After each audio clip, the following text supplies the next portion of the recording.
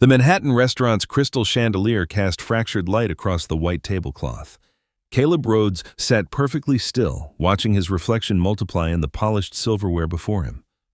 His suit, the only one he owned, hung just slightly loose at the shoulders, a detail no one would notice unless they were looking for evidence of his collapse. They were looking.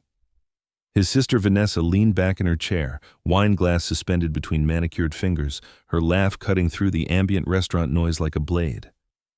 Next to her sat Darius Cole, her fiancé, dark eyes observing the table with the quiet intensity of someone reading a language everyone else had forgotten. "So Caleb," Raymond, their uncle, said from across the table, his voice dripping with the particular cruelty only family could deliver, "still driving that ancient Toyota?" The question wasn't a question. It was an accusation dressed up in casual words. The table shifted. Conversations paused. Vanessa's smile widened. Their mother, Patricia, glanced down at her plate as if she'd suddenly discovered something fascinating about her sea bass. Caleb's jaw tightened, just slightly, the kind of movement only someone who knew him would catch.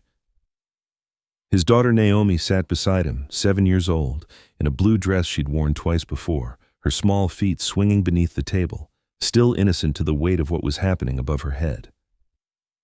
"Gets me where I need to go," Caleb said quietly. Raymond snorted. "Barely, I'd imagine." The laughter came like a rehearsed chorus. Even people who hadn't spoken joined in, soft, polished laughter that filled the space with agreement. This was the moment, Caleb realized. This was the moment his family had been waiting for all night.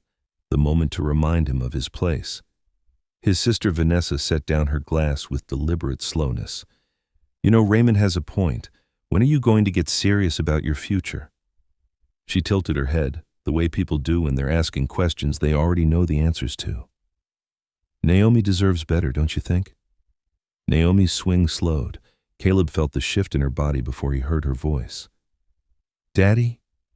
He reached under the table and squeezed her hand, steady, safe.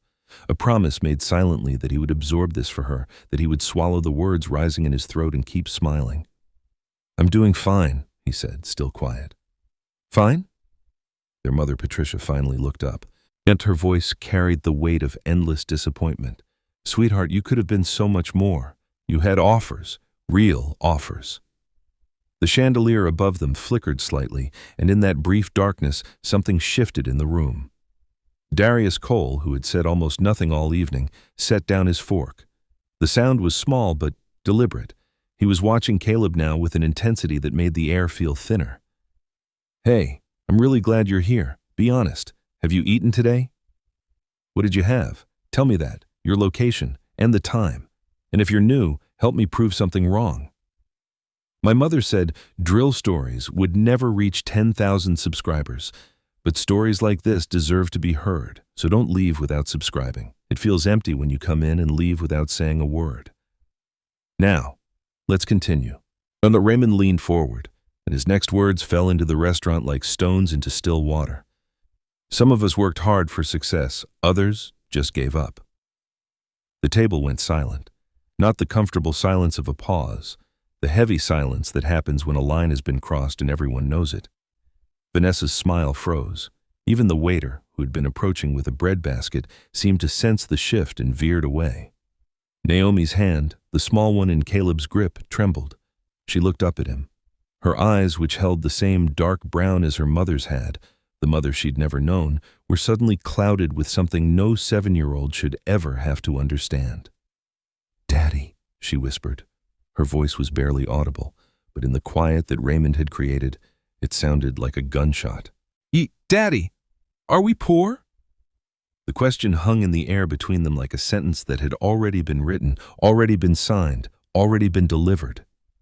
Caleb's chest tightened, his throat closed, and for the first time that night, his smile didn't hold. Because she wasn't asking about money. She was asking why her own family, the people who shared his blood, who claimed to love her, had decided that she was worth less, that he was worth less, that their entire life, carefully constructed with his bare hands, piece by piece, choice by choice, was something to be ashamed of. And across the table, Darius Cole's hand slowly reached toward his jacket pocket. Whatever was about to happen next would change everything. Caleb's apartment existed in the space between forgotten and functional. The building itself, a 3-story brick structure with peeling paint the color of old teeth, sat above what used to be Rossetti's bakery before Mrs. Rossetti's arthritis and her daughter's move to California had sealed the doors permanently. Now, the storefront was dark, windows papered over, the smell of risen dough replaced by the mustiness of commercial death. He unlocked the apartment door at 11:47 p.m., Naomi already half asleep against his shoulder, her small body heavy with the exhaustion that comes from trying to be brave. The living room opened immediately. No hallway, no buffer zone between the outside world and whatever this was supposed to be. A second-hand couch with a faded indigo cover, a television from 2015, and 2 mismatched chairs that he'd found on a curb in Brookline 6 months ago, and reupholstered himself with fabric from the discount store. On the wall above the bookshelf, handmade from reclaimed wood and steel pipes, were photographs.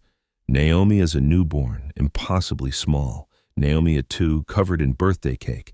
Caleb and Naomi at the Boston Aquarium, her face pressed against glass, wonder in her eyes. There were no pictures of Vanessa, none of Raymond, none of their mother, just the 2 of them, evidence of a family that existed in the margins. He carried Naomi to the smaller bedroom, really a converted den, with just enough space for a twin bed and a dresser. Her drawings covered the walls, taped carefully to the drywall. A horse with 3 legs, a house with windows that were circles, a stick figure holding a smaller stick figure's hand. The label, in his own handwriting because she dictated it while sitting on his lap, read, "Me and Daddy." He set her down gently. She stirred, opened her eyes halfway. "Am I poor, Daddy?" she asked again, the words heavy with the confusion of a child who'd been handed an answer to a question she shouldn't have had to ask. Caleb knelt beside the bed, his knees cracked, a sound that hadn't been there 5 years ago, a small announcement of where. "No, baby, we're rich in what matters." But she was already sliding back into sleep, and he wasn't sure if she'd heard him, or if even if she had, whether his words would hold any weight against what the restaurant had told her. He stood and moved to the kitchen, a narrow galley space with white appliances that hummed with the sound of accumulated age. Out on the counter sat tomorrow's packed lunch for school, a sandwich he'd made from the whole wheat bread on sale, an apple, a small container of carrots, everything chosen, calculated, planned 3 days in advance because planning was the only thing that kept the math from collapsing. His phone sat on the counter next to a handwritten ledger. Numbers. Always numbers. Rent due in 14 days. Utilities, food budget, school supplies, the extracurricular activity he'd promised Naomi when she'd asked about soccer. Everything balanced on a wire that had no room for error. He opened his laptop, a refurbished MacBook that still had the previous owner's dust in the keyboard, and pulled up his email. There was a message from his contact at Meridian Aerospace, time-stamped 3 days ago. If the subject line read, "Board position, final consideration." Caleb had read it 7 times. 7 times he'd traced the words with his eyes without really believing they were there. The offer was real. The salary was obscene. The position was prestigious enough to make his family choke on their words. The travel requirement was 60%. He'd read that part the most.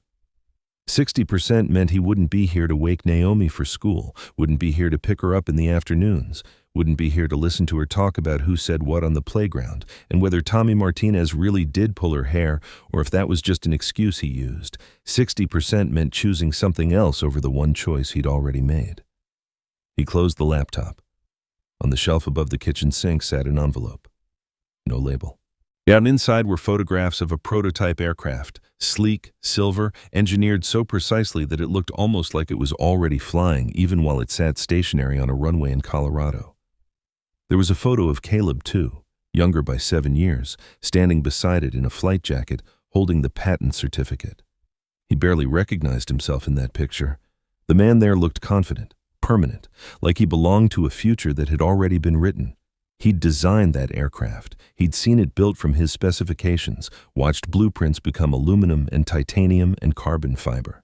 He'd held the patent certificate in his hands and felt something like transcendence, the knowledge that he'd created something that would exist beyond him, that would carry people through the sky. Then his wife had died. And he'd chosen this instead, this apartment, this life, this small hand that had trembled in his when someone had asked if they were poor. A knock came at the door, not loud, not aggressive, just a simple tap that suggested whoever stood on the other side understood that a child was sleeping. Caleb froze. It was nearly midnight. No one came to visit him anymore. No friends. His college group had dissolved the moment he'd moved back east. No family, except for the dinner they'd just left. No coworkers, because his work happened through a secure connection to servers in California and Colorado, his name never appearing on anything public, his success existing in the invisible architecture of systems most people would never see. He opened the door. Darius Cole stood in the hallway, still wearing the dress shirt and slacks from dinner. But his jacket was gone and his sleeves were rolled to the elbows. His eyes, intelligent, measured, seeing, looked directly into Caleb's with an intensity that made the air itself feel heavier. "We need to talk," Darius said, "and what I'm about to tell you is going to change everything about how your family understands who you really are." But there was something else in his voice, too. Something that suggested he already knew the answer. Already understood the secret that Caleb had spent 7 years carefully keeping. Darius didn't wait for an invitation. He stepped into the apartment with the ease of someone who'd already made a decision about what he needed to do, his eyes moving methodically across the space, the couch, the books, the photographs on the wall, the packed lunch waiting on the counter. He was cataloging, out assembling pieces into a picture he'd already started forming back at the restaurant. "How long?" Darius asked, turning to face Caleb directly. "How long what? How long have you been working remotely from this apartment while your family thinks you're unemployed?" The question landed like a stone. Caleb's hand remained on the doorframe. He didn't close the door, didn't invite Darius further inside, just stood in the threshold between the hallway and his life, deciding in that suspended moment whether to answer or whether to ask this man to leave. 7 years, Caleb said finally. Darius nodded as if the number confirmed something he'd already calculated. "And in those 7 years, your sister married twice, your uncle bought a second vacation home. But your mother redecorated her entire house. I watched her showing photos on her phone during cocktail hour, and your family has spent every gathering treating you like you're the cautionary tale they tell at dinner parties. That's their business. It is. And it's also criminal." Darius moved to the bookshelf, his fingers trailing along the spines.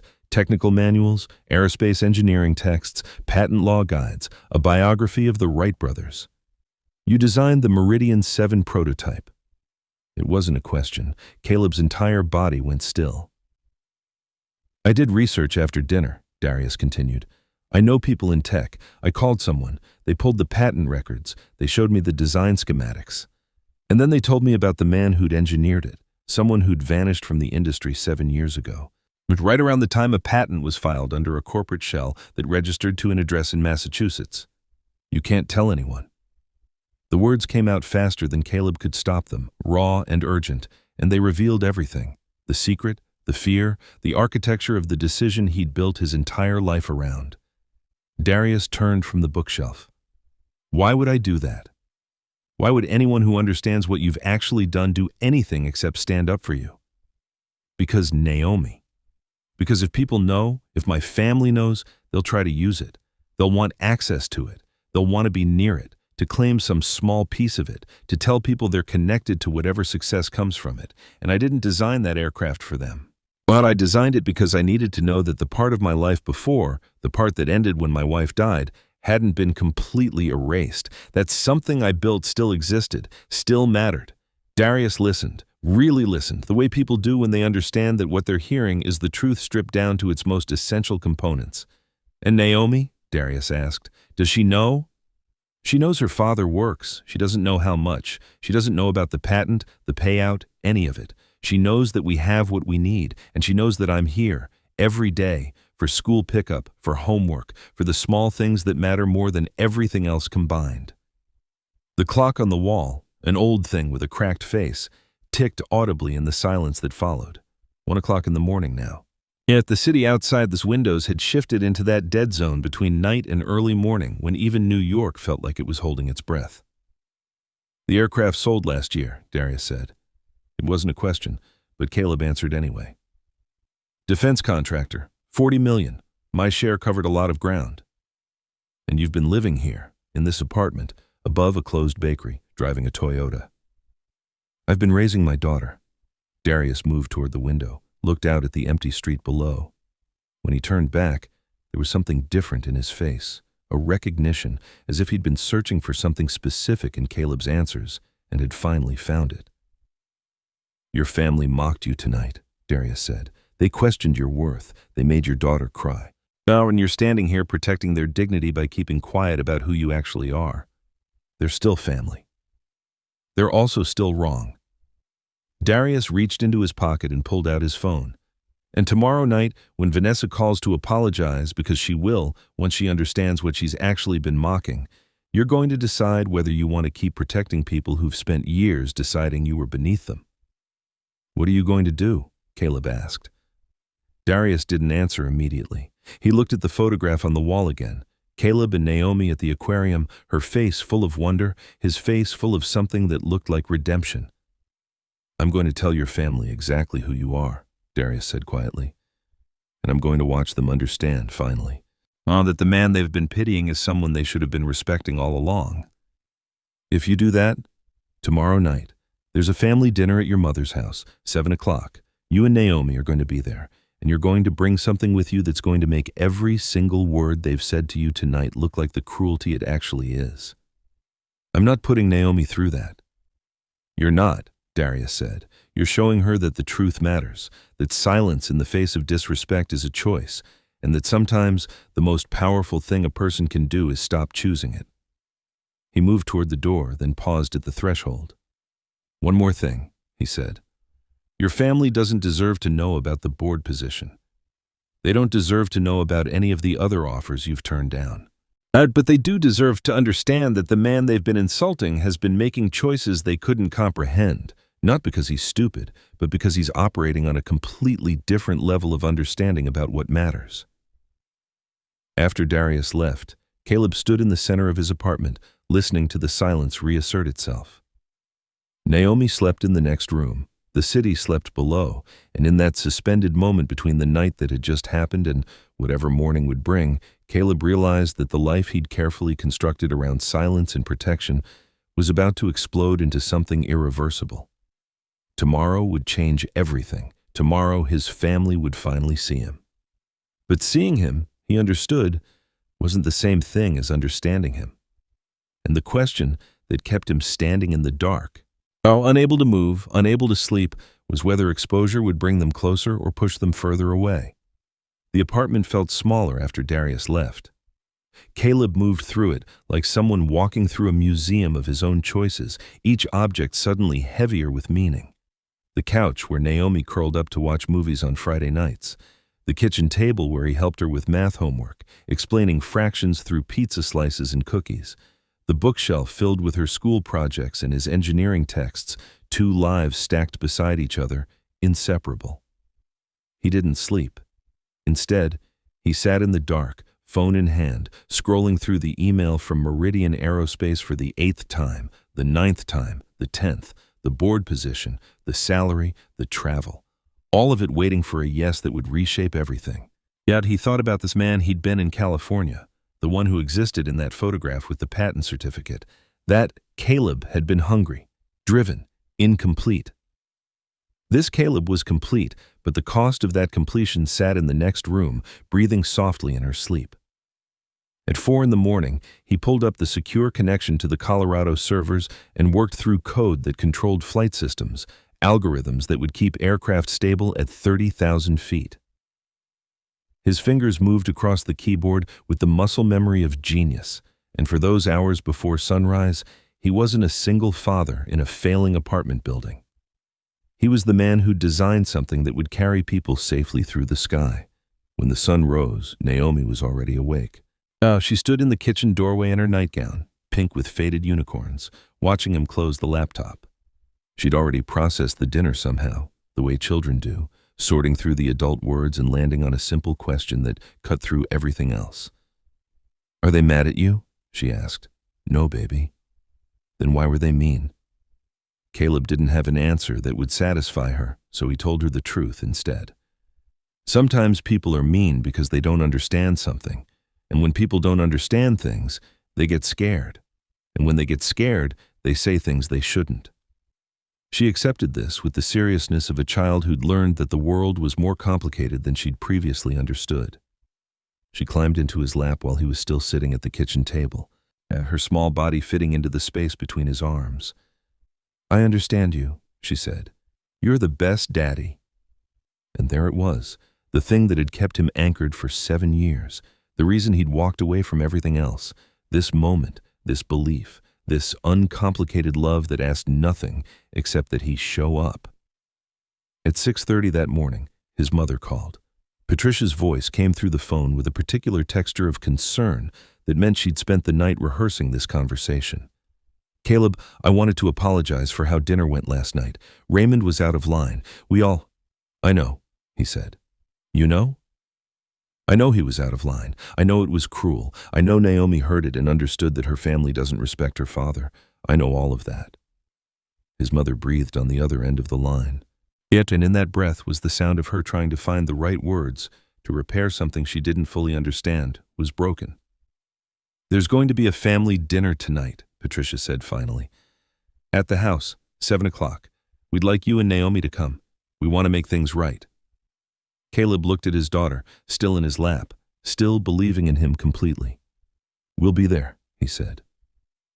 After he hung up, he sat with his phone in his hand, knowing that somewhere in the city, Darius Cole was making his own preparations, executing a plan that Caleb had agreed to only by his silence, by not saying no, by allowing something to happen that would transform the way his family saw him forever. He looked down at Naomi. "We have somewhere to go tonight," he said, "somewhere important." She nodded, not fully understanding but trusting him anyway, the way she always had. Darius Cole had spent the morning doing something he'd learned long ago, making phone calls that mattered. Not to expose Caleb for exposure's sake, not for drama or vindication, but because he'd recognized something in that quiet man at the restaurant that most people spent their entire lives trying to become and never achieved. Character, real character, the kind that didn't need an audience to exist. He sat in his office in Maryland, a converted loft space with floor-to-ceiling windows overlooking the harbor, and made 3 specific calls. The first was to his lawyer, who handled contracts and intellectual property disputes. The second was to a journalist he'd met at a tech conference 2 years ago. As someone with connections to Bloomberg and connections to people who wrote about aerospace innovation. The third was to Vanessa. "What are you doing?" his fiancé asked when he called. "Something I should have done the moment your brother stopped speaking at dinner last night," Darius replied. He could hear her moving through her apartment. She was in Jersey, in the glass tower apartment her job in finance had allowed her to maintain. Successful, polished, empty in the ways that mattered most. "Darius, what are you talking about?" "Your brother designed an aircraft that's worth $40 million. He holds the patent. He's been living in a converted den above a bakery in Massachusetts while your family mocked him for being poor. And tonight, everyone's going to know exactly who he is." The silence on the other end was profound. "How did you—" "Research, connections, a willingness to understand that the man you've been insulting might be operating on a completely different level than the rest of your family combined. I'm going to your mother's house tonight, Vanessa, and I'm bringing evidence of everything your brother actually is. You can't do that without his permission. I already have it." His silence was permission enough. Sometimes the most powerful thing a person can do is stop protecting people who've decided to disrespect them. After he hung up, Darius sat with his phone in his hand, knowing that this moment, this decision, was the one that would define his relationship with Vanessa going forward. She would either understand that he was defending her brother because it was right, or she would see it as a betrayal of family loyalty. He was betting on understanding. He'd learned long ago that family loyalty was supposed to run both directions, that you defended people not because they asked you to, but because defending them was the right thing to do. He'd grown up watching his own father operate that way, a black man in a corporate environment who'd refused to be invisible, who'd demanded to be seen, who'd taught his son that silence was a choice, and sometimes the only moral choice was to refuse it.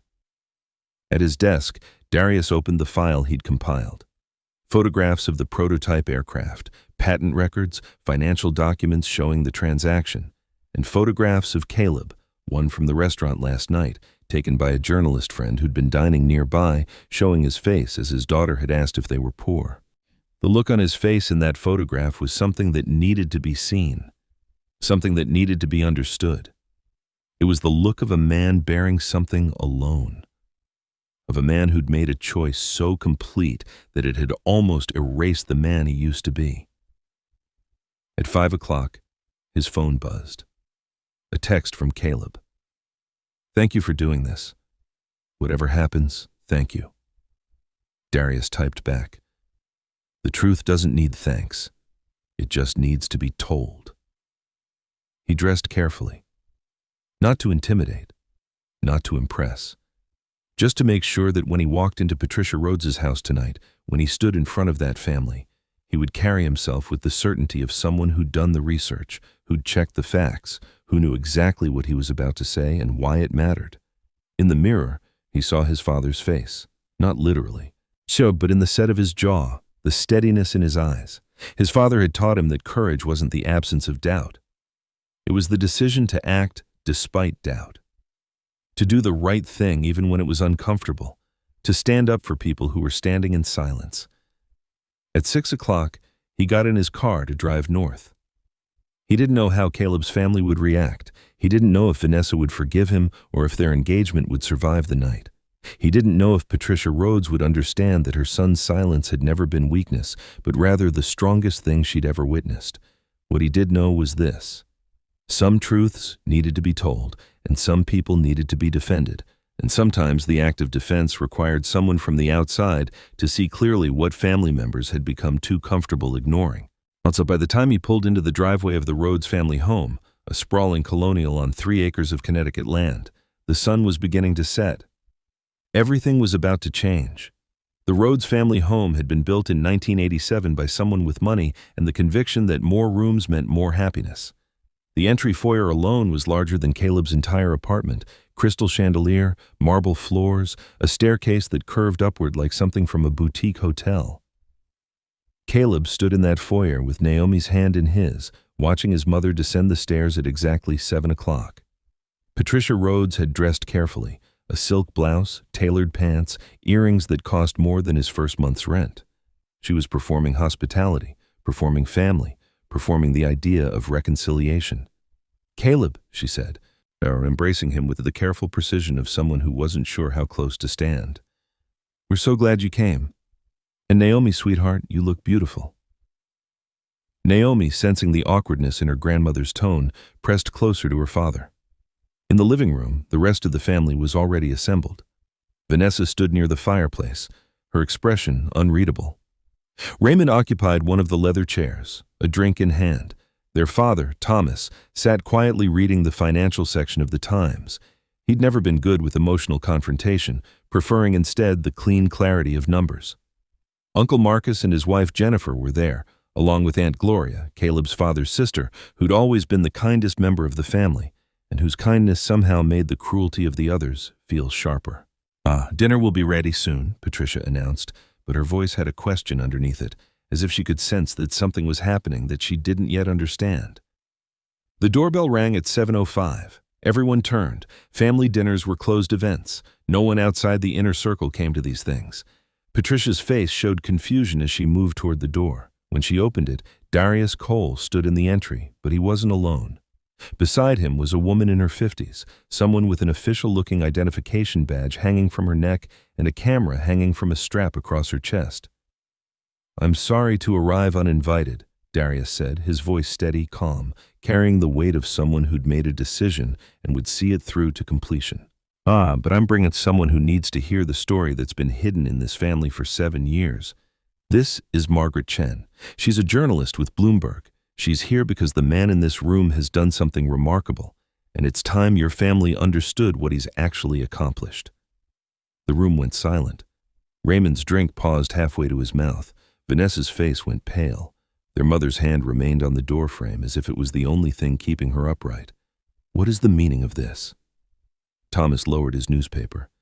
"The meaning," Darius said, stepping fully into the foyer, "is that I sat at your table last night and watched you mock a man who designed an aircraft prototype that sold for $40 million. A man who holds the patent. A man who's been living quietly. choosing his daughter over recognition, choosing presence over prestige. Margaret Chen raised her camera. "I'd like to interview Caleb Rhodes about his work," she said. "My editors have already confirmed the story. The patent records are public. The transaction is documented. What we want now is to understand why a man of his caliber chose to live in obscurity." Caleb felt every eye in the room turn toward him simultaneously. His mother's expression shifted from confusion to shock. Raymond's face flushed red. Vanessa looked at Darius with something between betrayal and the dawning awareness that she was witnessing something much larger than she'd understood. "You told him?" Patricia asked, looking at her son. "I didn't," Caleb said quietly. "He figured it out." Naomi squeezed his hand. "Is this true?" Thomas asked, standing now, the newspaper forgotten on his chair. "Are you actually—" "Yes," Caleb said, "and I've been true this entire time. The only thing that changed is that someone finally decided to tell you." Darius pulled out his phone, and on the screen appeared the photograph from the restaurant, Caleb's face as his daughter had asked if they were poor. He turned it so everyone in the room could see it. "This," Darius said, his voice carrying a particular quality of power, "is what a man looks like when his family has decided he's a failure. And this is what happens when someone finally tells the truth. But the real moment, the one that would echo through everything that came after, arrived when Naomi stepped forward and looked directly at her grandmother. "My daddy," she said, her voice small but clear, "is the smartest person I know." And in that moment, before anyone could respond, before the chaos could fully begin, Caleb understood that the real revelation wasn't about money or patents or aircraft. It was about a child finally seeing her father the way he'd always been, and a family finally being forced to do the same. Are you still here? Are you feeling this? Because this is the moment everything shifts. This is the moment silence becomes impossible. This is the moment a family has to choose between defending their pride or defending the man they've been insulting. If you're experiencing this story right now, if it's hitting something real in you, don't let it end here. Subscribe. Turn on your notifications, because the fallout from this revelation is about to get deeper, more emotional, more real than you can imagine. Comment below and tell me, would you have handled this the way Darius did? Would you have exposed the truth? Or would you have let Caleb keep his silence? Your answer matters. Someone reading your comment might need to hear it, and if this story reminds you of your own experience, of being underestimated, dismissed, finally understood, share it. Because these stories change lives. These stories prove that what happens in the quiet spaces, what we do when no one's watching, is what actually defines us. Now let's continue to where the family has to face what they've done. Don't leave. Stay with us. The photograph stayed on the screen. Darius didn't move it, didn't soften the angle or offer any mercy in how he presented it. Caleb's face, the moment his daughter had asked if they were poor, existed in that image like evidence of a crime that everyone in the room had participated in committing. Margaret Chen lowered her camera slightly, understanding that this wasn't a moment for documentation. This was a moment for witnessing. "There's more," Darius said, still holding the phone. He tapped the screen and pulled up the patent documents, the aircraft design, the specifications, the schematics that showed the kind of precision engineering that only a select few people in the world could execute. This prototype was designed by Caleb Rhodes 7 years ago while he was working at Meridian Aerospace in California. The design was revolutionary. The efficiency ratings exceeded industry standards by 17%. The safety protocols he engineered became the baseline for an entire class of commercial aircraft. Raymond leaned forward. "That doesn't mean it means," Margaret Chen interrupted, her journalist instincts recognizing a moment of deflection, "that he invented something worth billions in development costs and hundreds of millions in eventual profit. Patent records show he holds 40% of the intellectual property rights." The number hung in the air. 40%. Vanessa's hand moved to her mouth. "The aircraft sold last year," Darius continued, "to a defense contractor. Caleb's payout was 8 figures. Specifically, the transaction netted him just over $84 million. The room experienced a moment of collective stillness. That's the kind of silence that happens when a fundamental truth reshapes the architecture of everything people thought they understood. Thomas sat back down slowly, as if his legs had forgotten how to support him. Patricia's face had gone the color of bleached linen. "Why didn't you tell us?" she whispered. "Because you never asked," Caleb said. The words were simple, but they contained the weight of 7 years of silence. 7 years of his family's assumptions going unchallenged. 7 years of a man living in an apartment above a closed bakery while holding the kind of wealth that could have remade his entire family's existence if he'd chosen to deploy it that way. Margaret Chen was taking notes now, her journalist's mind assembling the narrative. A man of extraordinary talent, a wife's death, a choice to step away from everything. A decision to raise a daughter instead of pursuing recognition. A family that had mistaken his choice for failure. "There's one more detail," Darius said, and his tone shifted slightly, becoming more controlled, more deliberate. "Caleb was offered a board position at Meridian 3 weeks ago. The salary would have been substantial. The prestige would have been significant. The travel requirement was 60%. He looked directly at Caleb. "Tell them why you turned it down." Caleb looked at his daughter. She was watching him with complete attention, understanding on some level that this moment mattered, that the truth she was hearing was somehow connected to the question she'd asked the night before. "Because she needs me," he said, gesturing toward Naomi. "Because being present is worth more than being prominent. Not because the board position would have required me to choose something else over her, and I've already made that choice once in my life, and it cost me everything that actually mattered. I wasn't going to make it twice." Naomi moved closer to her father, leaning against his leg. Raymond stood up abruptly. "This is insane. You're telling me you turned down millions in additional income to live in." He stopped himself, but the implication hung suspended in the space between them. To live in an apartment above a closed bakery, to drive a Toyota, to pretend poverty while holding the kind of wealth that could have purchased genuine luxury. "Yes," Caleb said simply. "Why would you do that?" Raymond's voice carried the bewilderment of someone whose entire value system was based on accumulation and display. "Because," Margaret Chen said, her journalist's instinct recognizing a quote for the ages, "money is something you accumulate, character is something you build, and it seems like Caleb chose to build something that actually meant something." Vanessa suddenly spoke, her voice shaky. "Darius, why did you do this? Why didn't you let him tell us himself?" Darius turned to face her directly. "Because he wasn't going to.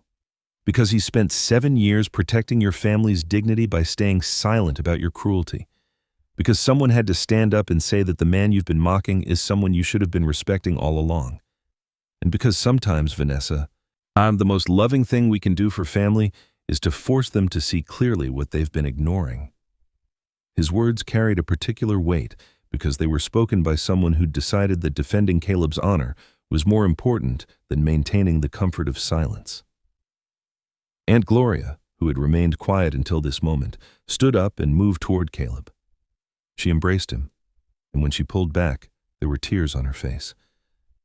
"I always knew you were extraordinary," she said. "I just didn't know how much." Thomas cleared his throat. When he spoke, his voice was different from how it had sounded before. Smaller, more honest. "I owe you an apology, son. A genuine one.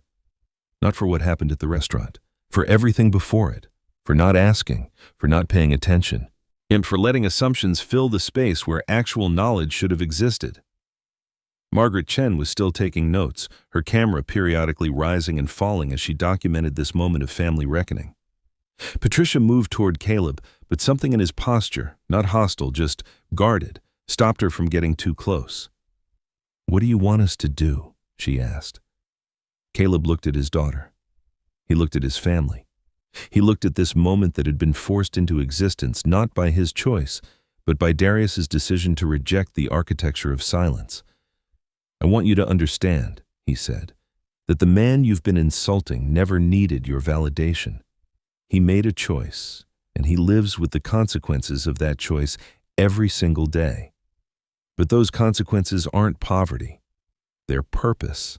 And maybe that's something you should think about." Before anyone could respond, before the apologies could accumulate into something that might look like reconciliation, Caleb took Naomi's hand. "We're going to leave now," he said. "We're going to go home.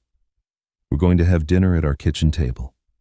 And tomorrow, everything about how people understand who I am will be different. But tonight, The most important thing is that my daughter understands that her father made a choice, and he's still making that choice, and he doesn't regret it."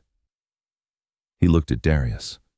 A moment of understanding passed between them. Then Caleb and Naomi walked toward the door. Margaret Chen called after him. "Will you give me an interview? An exclusive?" Caleb paused in the doorway. "No," he said, "but Darius will. Because this story isn't about me. It's about what happens when someone decides to stand up for the truth instead of protecting the people who prefer to remain blind." Then they were gone. The Rhodes family home fell into a silence that felt different from the one before. This wasn't the comfortable silence of dinner party small talk. This was the silence of a family recognizing that they'd been operating with incomplete information, that they'd made assumptions about a man they'd fundamentally misunderstood, and that the consequences of that misunderstanding would ripple forward into every future moment they'd share. Margaret Chen turned to Darius. "Tell me everything," she said. "Because this is the kind of story that changes how people think about success, about family, much about what we actually value." Darius looked back at the empty doorway where Caleb and Naomi had just exited. "The story," he said, "is about a man who had everything and chose what actually matters.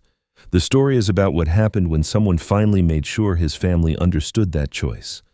The kitchen table at the apartment was small enough that Caleb and Naomi could sit directly across from each other with their knees almost touching. The meal was simple: pasta with marinara sauce he'd made 3 days ago and frozen, green beans from a can, garlic bread from the discount grocery store. Nothing elaborate, nothing designed to impress, just sustenance and presence and the particular warmth that comes from a meal shared between two people who actually matter to each other. Naomi twirled her fork through the pasta, but she wasn't eating, she was processing. "What happens now?" she asked finally. Caleb set down his fork. He'd been asking himself the same question since they'd walked out of his mother's house, since Darius had stood in that foyer holding a phone like a weapon, aimed at the architecture of secrecy that had defined the last 7 years. "Now," he said, "people know who I am, and that changes things." "Is it bad?" The question was so pure, so distilled to its essential concern, that Caleb almost smiled. She wasn't asking about money or reputation or how this would affect their lives materially. She was asking if the truth would hurt them, if exposure would diminish what they had. "No, baby, it's not bad. It's just different."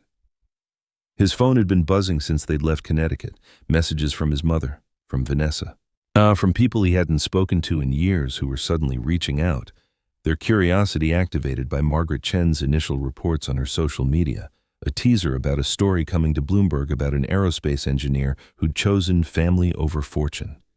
He hadn't read any of them. Instead, he'd focused on the one message that mattered. It was from Darius, sent 40 minutes after they'd left. "You did the right thing. Whatever comes next, you did the right thing. I'm proud to know you." That message sat in his phone like an anchor, like evidence that at least one person understood the calculus of what he'd just done, not the easy part, which was walking out, but the harder part, which was accepting that silence was no longer an option. His laptop sat closed on the counter. The secure connection to Colorado. The algorithms. The work that had sustained him for 7 years because it was real and it mattered and it didn't require him to explain himself to anyone. But that work, that invisible architecture, was about to become very visible. There was a knock at the door at 8:40 p.m. Caleb froze. Naomi looked up from her uneaten pasta. When he opened the door, he found his Aunt Gloria standing in the hallway, her face lined with something that looked like apology and determination mixed together. "I'm sorry to show up," she said, "but I needed to talk to you without the noise of everyone else." Caleb stepped aside, and Gloria entered the apartment with the careful movements of someone entering a space they'd never seen but somehow understood was sacred. She looked around, at the couch, the books, the photographs, the packed lunch on the counter for tomorrow's school day, and something in her expression softened. "This is how you actually live," she said. It wasn't a question. "Yes. And you've been living like this while turning down hundreds of millions in additional opportunities." "I have." Gloria sat down heavily in one of the mismatched chairs. She was 63 years old, and Caleb watched something in her face shift, the recognition of a life lived differently than she'd chosen, and the particular pain that comes with understanding, too late, that there were other ways to measure success. "I want to tell you something," Gloria said, "and I need you to really hear it. When your wife died, I thought you were broken. I thought you'd given up. I thought that stepping away from aerospace was the worst decision you could have made. But watching you tonight, watching you walk out of that house, because staying would have meant accepting apologies that don't actually change anything, I understood for the first time that you weren't broken. You were building something. You were being intentional about what you actually valued." Naomi appeared from the kitchen, curious about this visitor. Gloria looked at her, and her eyes went soft. "You're the reason, aren't you? The reason for all of it." Naomi didn't understand the question, but she nodded anyway, sensing that the answer the adult was looking for was yes. "What I came to say," Gloria continued, looking back at Caleb, "is that I'm proud of you.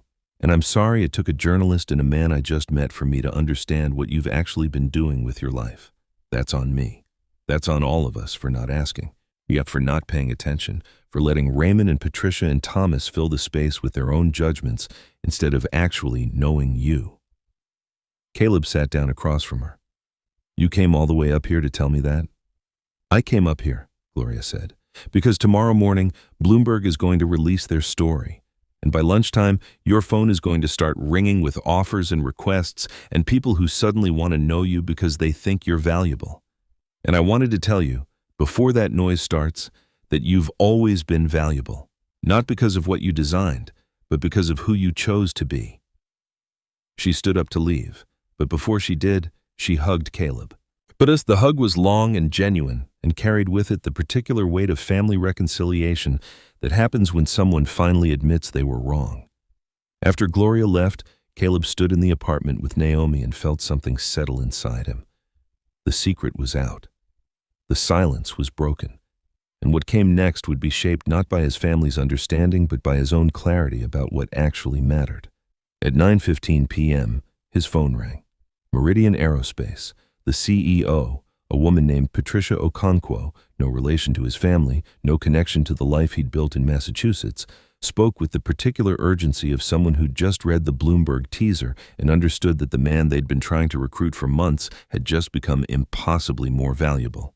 "I read what's coming out tomorrow," Patricia Okonkwo said without preamble, "and I want to make you an offer that supersedes everything we've discussed before.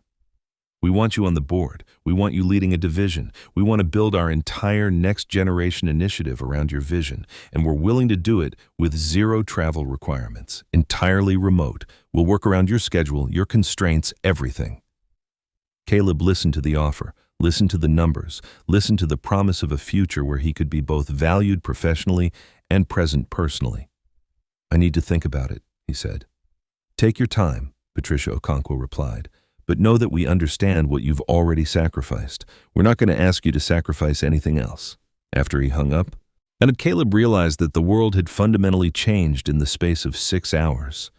The version of him that had existed that morning, the unknown engineer working from obscurity, had been replaced by someone else entirely, someone visible, someone whose choices would be questioned and analyzed and celebrated by people who'd never met him.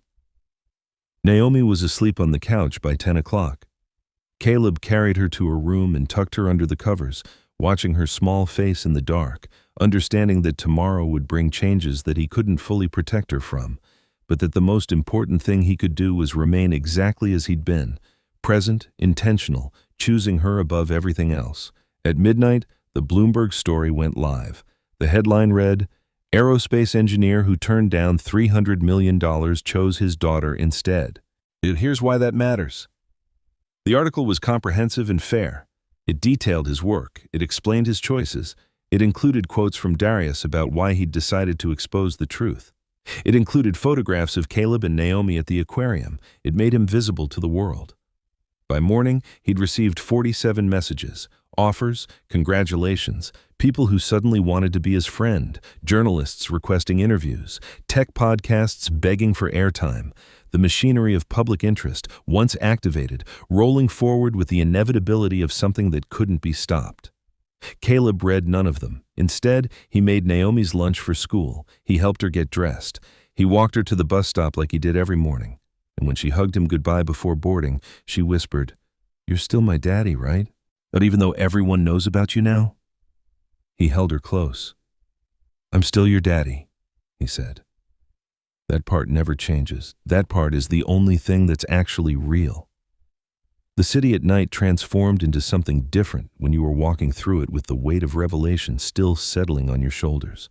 Caleb and Naomi moved through the Manhattan streets at 9 p.m. on a Tuesday, her small hand secure in his, the sidewalks populated with the particular density of people that only New York could produce.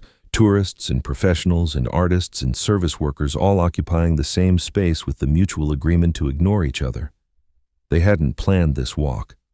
Caleb had been sitting in the apartment, unable to focus, unable to process the 47 messages and the 48 that had arrived since, and unable to exist in that small space while the rest of the world suddenly demanded his attention.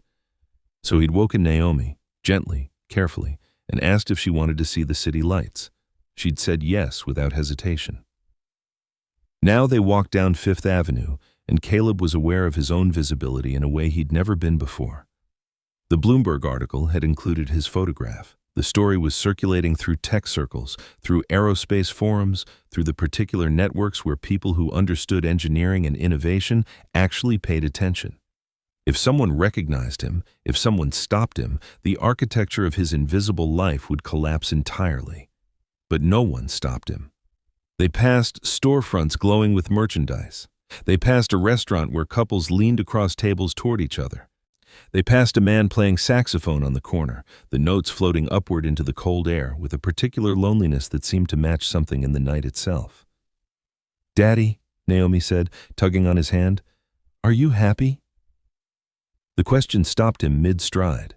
He looked down at her, this child who'd been born into loss, who'd never known her mother, who'd spent 7 years existing in the margins of a family that didn't understand her father's choices.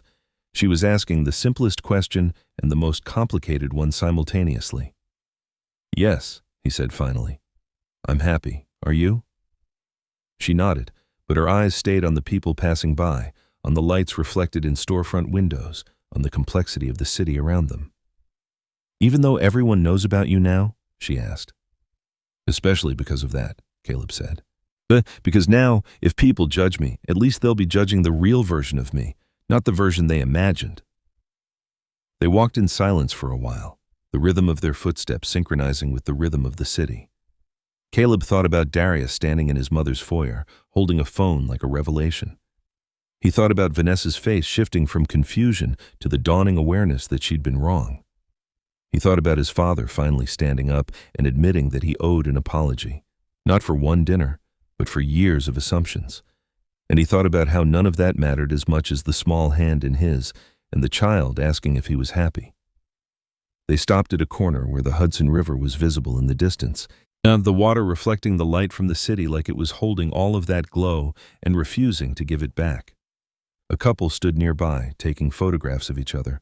A taxi honked impatiently. The world moved around them with its particular indifference. "Can I ask you something?" Naomi said. "Always."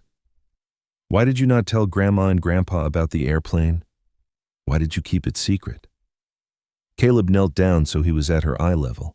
The concrete of the sidewalk was cold through his jeans, but he stayed there, understanding that this question deserved more than a quick answer thrown down from above. "Because," he said slowly, choosing the words with care, "when you love someone, sometimes you protect them from things, and I was protecting them from the knowledge that I was different, that I was doing something they didn't understand. And I was also protecting you." "Protecting me from what?" "From people who might love you because of who your father is professionally, instead of just loving you because you're you. People can be like that sometimes. They love you for what you have instead of who you are." Naomi processed this with the seriousness of a child who'd already experienced enough of the world's cruelty to understand that adults sometimes made it worse through their assumptions. "I would love you even if you were poor," she said. "I would love you even if you didn't have an airplane." Caleb pulled her close, and in that moment, kneeling on a Manhattan sidewalk with his daughter's arms around his neck, with the Hudson River glinting in the distance, but with the weight of a secret finally released and a truth finally told, he felt something that hadn't been available to him in 7 years. Freedom. Not the freedom that comes from money, not the freedom that comes from recognition, but the freedom that comes from no longer having to perform invisibility. The freedom of being understood, the freedom of being seen by at least one person who mattered more than everyone else combined. They walked back to the apartment slowly, taking the long route, moving through neighborhoods that shifted from expensive to modest, past people in various states of their own lives, past the particular architecture of human struggle and human perseverance that New York contained in every block. When they got home, Naomi fell asleep almost immediately. Her small body already exhausted by the emotional weight of a day that had changed her family's understanding of her father. Caleb sat at the kitchen table and finally opened his email. Most of the messages were what he expected: job offers, consulting requests, interview invitations, speaking engagements, the infrastructure of opportunity suddenly becoming available because visibility had transformed him from an invisible genius into a visible one. But there were two messages that stopped him. The first was from his mother. "I've been reading the article. I've been reading it over and over, and I'm trying to understand how I could have missed who you actually are for so long. If you're willing to talk, really talk, not the polite conversation we do at family dinners, I'd like that. I'd like to know my son." The second was from Vanessa. "I owe you more than an apology. Darius told me before he went to the house that he was planning to expose everything. He asked if I wanted him to stop. I said I didn't know. I was afraid of what it would mean for our engagement, for my reputation, for everything I thought mattered. And then I watched you walk out of that house and choose Naomi over staying to hear our apologies. And I realized that the thing I was most afraid of losing, my reputation, is nothing compared to what you never lost: your integrity. I'm sorry. I'm genuinely, deeply sorry. And I want to understand why you made the choices you did. Can we talk?" Caleb read both messages 3 times. He didn't respond immediately. Instead, he sat in the dark of his kitchen, listening to the silence that came after midnight. On understanding that the architecture of his life had fundamentally shifted, and that what came next would be shaped not by the choices he'd made to hide, but by the choices he would make to engage. He could repair his relationship with his family. The doors were opening. The apologies were arriving. The people who'd mocked him were now trying to understand. But understanding, he'd learned, was different from respect. Understanding came with effort. Understanding required admission of past blindness. Understanding was harder than apology because it demanded change. He didn't know yet if he was ready for that. What he did know was this: he'd made a choice 7 years ago to prioritize presence over prestige. And in the space of one evening, that choice had been validated not by his family's understanding, but by the clarity of his own conscience. He'd done the right thing. He'd raised his daughter right. He'd built something real. And now the world knew it. Caleb opened a new email and typed a response to Meridian Aerospace. "I accept your offer with the understanding that remote work is non-negotiable and that my schedule will always prioritize my daughter. If those terms are acceptable, I'm interested in discussing the details." He sent it before he could second-guess himself. Then he stood, moved to Naomi's room, and watched her sleep. Her breathing steady, her face peaceful, her hand still slightly curled from where she'd been holding his in the city. He'd walked away from everything once before. He'd given up prestige and recognition and the life he was supposed to have living. And he'd never regretted it. Not for a single moment.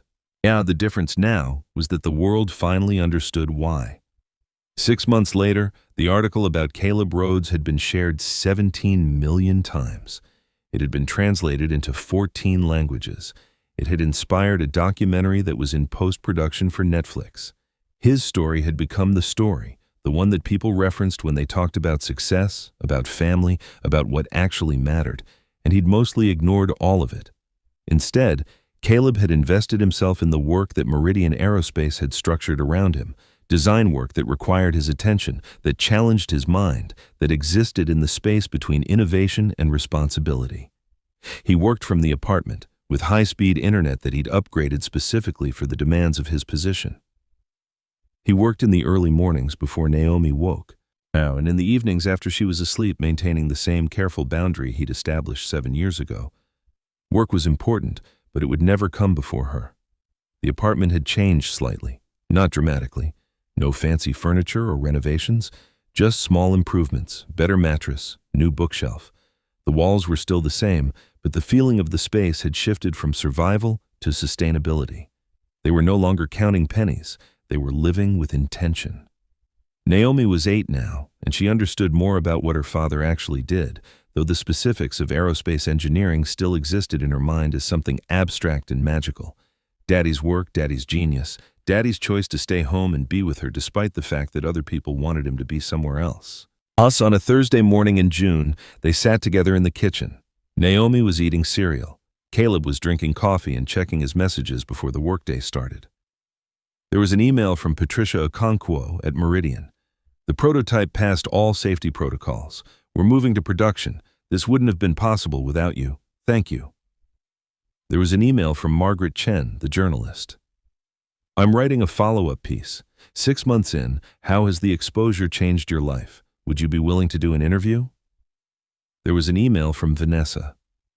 Mom and Dad want to take you and Naomi out to dinner this weekend. A real dinner, not a family obligation, just 4 people who want to know each other better. Is that possible? And there was an email from Darius. As sent late the night before. Vanessa and I are getting married next month. We want you and Naomi to be there. Not as an obligation, but because you matter to us. Because you're family, and we don't want to pretend otherwise anymore. Caleb set down his phone and looked at his daughter. Good morning, Naomi, he said. She looked up, milk mustache on her upper lip, eyes bright with the particular clarity that comes from being 8 years old and not yet burdened by the world's weight. Good morning, Daddy, she said. Is it a good day? It was a ritual they'd developed, a way of checking in, a way of making sure they were on the same page about what mattered. It's a very good day, he said. A lot of people want to talk to me about my work, and my family wants to spend time with us. When someone who helped change our lives is getting married. Naomi nodded seriously, processing this information. Are you going to say yes to all of them? I'm going to say yes to the things that matter, he said. I'm going to do the work because it's important and it helps people. I'm going to spend time with family because they're trying to understand things they didn't understand before. And I'm going to celebrate Darius because he stood up for us when he didn't have to. That sounds right, Naomi said, returning her attention to her cereal. After she left for school, dropped off at the bus stop with a lunch he'd prepared, with a hug that she no longer tried to hide from other people, and with the simple statement that she loved him, Caleb sat at his kitchen table with his coffee and reflected on what 6 months of visibility had actually meant. His family was trying. His mother called every Sunday now, asking questions about his work, about his childhood, about the choices that had led him to this particular moment. His father had attended a dinner and said, I'm proud of who you've become. I wish I'd said that sooner. Vanessa had taken Naomi shopping and listened to her daughter talk about school without trying to turn it into something performative. They weren't fixed. The damage of 7 years of assumptions and judgment couldn't be erased in 6 months, but they were moving in the direction of understanding. Caleb opened his laptop and began the work of the day, equations and designs and the particular satisfaction that comes from solving problems that other people have declared unsolvable. By noon, he'd made progress on 3 separate initiatives. By 3 o'clock, he'd responded to 18 emails. By 4:30, he was at the bus stop waiting for Naomi. She arrived with her backpack swinging at her sides, her face bright with the stories of the day. She talked about a math test she'd done well on, a friend named Maya who'd shared her snack, a conflict on the playground that had been resolved through conversation instead of argument. They walked home together, her hand in his, and Caleb thought about the man he'd been 6 months ago, still invisible, still protecting his family through silence, still believing that the secret had to be kept forever. That man had been wrong. Not wrong to choose presence over prestige, right about that, but wrong to believe that silence was the only way to protect what mattered. The truth, he'd learned, didn't destroy things. It clarified them. It showed you what was actually real and what was only performing the appearance of relationship. That evening, as the sun set over the city, casting the Hudson in shades of orange and gold, Caleb received a text from Darius. Thank you for trusting me, for being the kind of man worth standing up for. Caleb typed back, thank you for refusing to let me disappear. Because that was the real story. Not the aircraft, or the patent, or the money. Not the recognition or the visibility or the 17 million shares across social media. The real story was this. A man had lived in silence, protecting his family through invisibility. And then someone, a man his family had been afraid of, a man from the outside, had decided that some truths were too important to keep hidden and that standing up for someone was more important than maintaining comfortable silence. The real story was that Naomi, at 8 years old, now understood that her father was extraordinary, not because of what he'd designed, but because of what he'd chosen, not because the world finally recognized him, but because someone had forced the world to pay attention to a truth it had been ignoring. And the real story was this.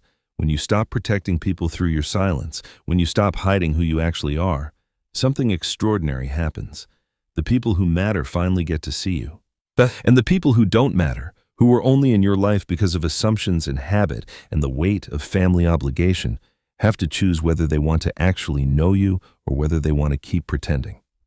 Most people choose to know you. And the ones who don't, well, you realize you were holding on to them because of what you thought you owed them, not because of what they actually gave. Caleb looked at his daughter, finishing her homework at the kitchen table, her small face concentrated on the math problem in front of her. She looked up and caught him watching her. "What?" she asked, smiling. "I'm just glad you're here," he said, and she smiled back with the particular confidence of a child who'd never doubted her father's love, who'd never questioned whether she was enough. Who'd been shown through every choice and every sacrifice that presence mattered more than anything else. Outside, the city continued its particular noise and motion. Somewhere, Darius and Vanessa were planning a wedding. Somewhere, his mother was talking to his father about understanding their son in ways they'd refused to before. Somewhere, Meridian Aerospace was manufacturing an aircraft that would carry people safely through the sky.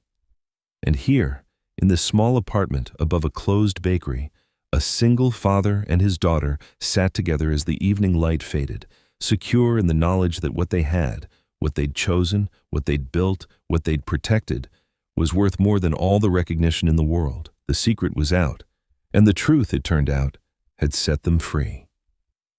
This is where the story comes full circle.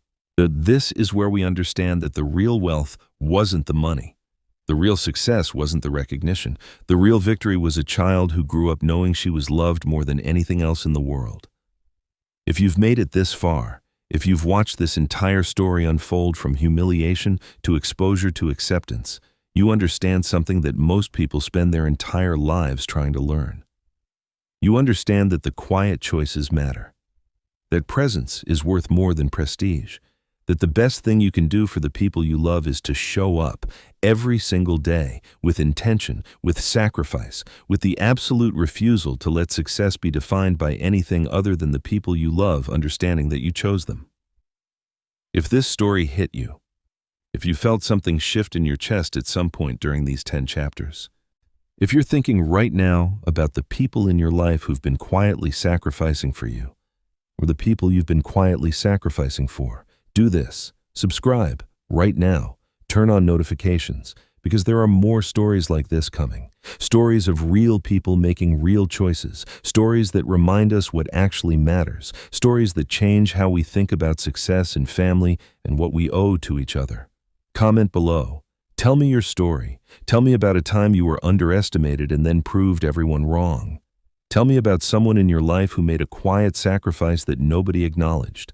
Tell me about a choice you made that looked like failure until you understood what you were actually building. Because your story matters. Someone reading your comment right now needs to hear it. But someone out there is standing where Caleb stood, silent, invisible, wondering if their choices are worth it. And your testimony might be the thing that tells them, yes, they are worth it. You are worth it. Your presence matters. If you know someone like Caleb, someone choosing family over fortune, presence over prestige, share this with them. Let them know they're seen. Let them know their sacrifice doesn't go unnoticed by everyone. And let them know that in a world obsessed with visibility, there's a particular kind of power in the people who choose what actually matters. This is Drill Stories. Stories that inspire. Stories that challenge. Stories that remind you what you're actually capable of. Subscribe. Stay locked in, because next week we have another story, another person, another choice that changed everything. Don't miss it. But turn on those notifications and keep watching, because the best stories, the ones that actually matter, are just beginning.